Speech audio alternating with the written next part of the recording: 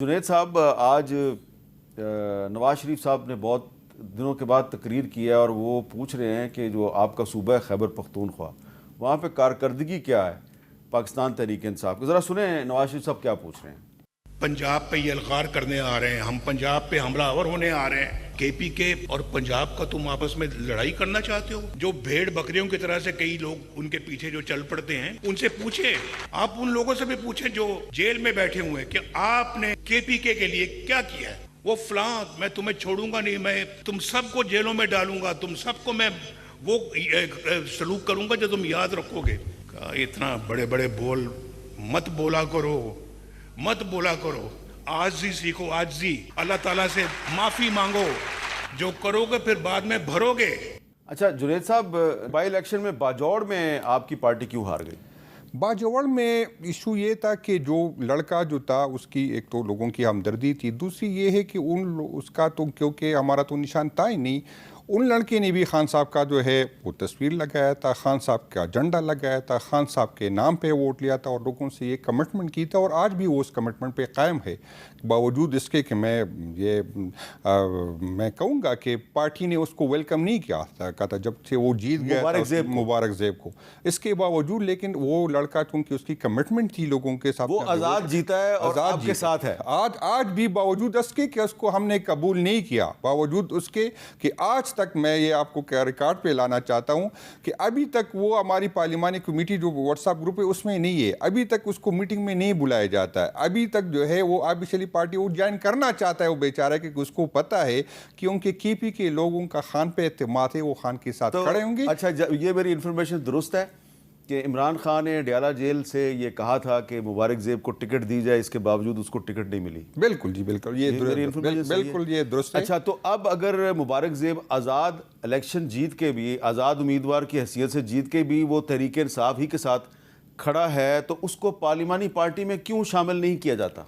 तो ये तो मेरा ख्याल है क़यादत को अभी एहसास हुआ है। अभी चीफ मिनिस्टर साहब ने भी उसके साथ 2 मुलाकातें की और अभी जो है अभी मेरा इंशाल्लाह उम्मीद तो है कि नेक्स्ट कमेटी में जो हमारी पार्लिमानी कमेटी की मीटिंग होती है उसको बुलाया जाता है। लेकिन उसको पता है कि अगर मैंने सियासत करनी है तो इमरान खान के साथ, क्योंकि उसका सर्वाइवल का मसला है, तो इसलिए पाकिस्तान तहरीक इंसाफ इमरान खान के साथ जुड़ा रहता है, बावजूद उसके कि यहाँ पर एक एक वोट कितना कीमती है। उसको जो है वो बेचारा खुद आके उसने जब हलफ ले रहा था तो खान की तस्वीर उसके सामने थी, उसने पीटीआई का एजेंडा, इसके बावजूद उसको हमने वेलकम नहीं किया था, तो उसको पता है कि लोग इमरान खान के साथ खड़े। अच्छा अकील मलिक साहब, देखिए कितनी इंटरेस्टिंग ये बात है कि बाजौड़ से एक बाई इलेक्शन में एक इंडिपेंडेंट कैंडिडेट जीत के आता है, उसको टिकट नहीं देती पीटीआई, उसके बाद भी वो जीतता है, फिर भी वो कहता है कि मैं पीटीआई के साथ हूँ, और हुकूमत जो है उस मुबारक ज़ेब की भी जो है हमायत हासिल करने में नाकाम है। ये हुकूमत जो है ये क्या कर रही है? बिस्मिल्लाहिर्रहमानिर्रहीम साहब, बहुत बहुत शुक्रिया।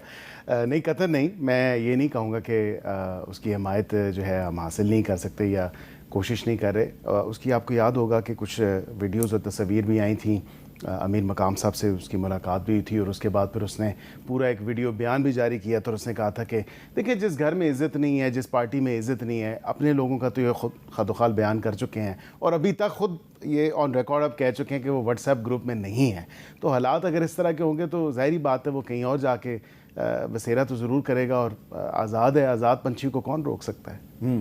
तो आपके नंबर्स पूरे हो गए हैं, क्योंकि अब हमें ऐसा लग रहा है कि हुकूमत जो है वो जिस तरह पहले मौलाना फजलुर रहमान साहब से राब्ते करी थी, अब उस तरह राब्ते नहीं करी, को मुतबादल तरीका आपने इख्तियार कर लिया। अब देखिए मीर साहब, नहीं, हम एक ब्रॉडर कंसेंसस ज़रूर डेवलप कर रहे हैं और आज भी सेनेटर इरफान सिद्दीकी साहब की भी मुलाकात हुई, और ये कतन ऐसी बात नहीं है कि मौलाना साहब को ऑन बोर्ड नहीं ले रहे या उनके साथ डिस्कशंस नहीं हो रही।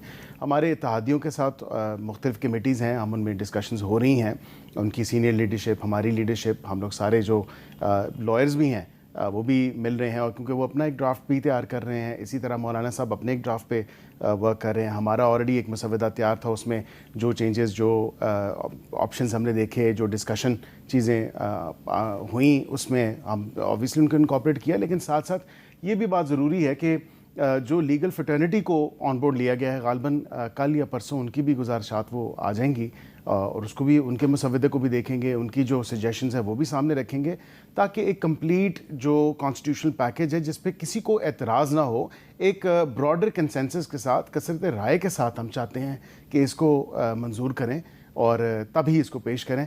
लेकिन जहाँ तक आपने बात की नंबर्स की, तो हम इसी पार्लियामान से ही वो नंबर्स आने हैं और इसी पार्लियामान से ही लोगों ने वोट करना है। मैं पहले भी कह चुका हूँ कि फरिश्तों ने तो आके वोट इसमें करना नहीं है, तो ज़ाहिरी बात है कि इसी पार्लियामेंट के जो ऑनरेबल मेंबर्स हैं, खा वो सेनेट से हों, खा वो नेशनल असम्बली से हों, वो उस पर वोट करेंगे और जब वोटिंग होगी तो आपके सामने होगा।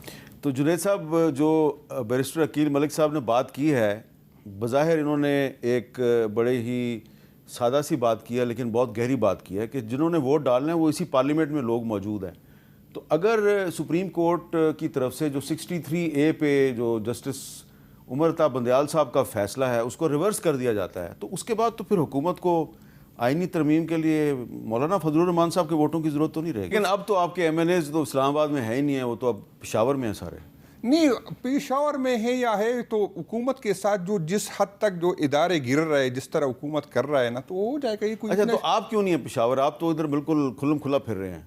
तो ये मुझे पता नहीं क्यों, ये अल्लाह ताला का मैं शुक्र अदा करूँगा कि इंशाल्लाह मैंने पहले दिन जब मुझे पकड़ा गया था तो मैंने हथकड़ियों में वो वीडियो भी आज सोशल मीडिया पे, तो मैंने कहा कि मैं कोई टार्जन तो नहीं हूँ, जितने आप लोग गिर रहे मैं भी इंसान हूँ, एक हद तक बर्दाश्त करूँ। मैं एक बात बता दूँ, अगर मैं टूट गया तो मैं ज़िंदा नहीं जाऊंगा। मैं बच्चों को, ये मेरे बच्चों को कोई नहीं कहेगा कि आपके बच्चे वालिद ने जो है उसको इमरान खान के साथ बेईमानी की, तो बेशक मैं एक हद तक बर्दाश्त इससे ज़्यादा नहीं कर सकता हूँ, क्योंकि आप जिस तरह कर रहे हैं तो वो इंसान की बद करी। लेकिन ये है कि ये सुन ले, उसके बाद अल्लाह ताला, मैं शुक्रगुजार हूँ कि फिर कोई नहीं आया। तो अभी तक तो अल्लाह पाक करे कि हम जो है अब खान के साथ, क्योंकि खान की वजह से हमें वोट मिला, उसकी वजह से असम्बली में आए, तो मेरा ख्याल है ये खान के साथ नहीं, इस मुल्क के साथ जुल्म होगा, ये जमहूरियत के साथ जुल्म होगा। अगर इसी तरह की कोई भी करे, चाहे मजबूरी में करे, चाहे लालच भी करे, चाहे जो वजह भी करे, तो उसके लिए मेरा ख्याल है कि जमहूरियत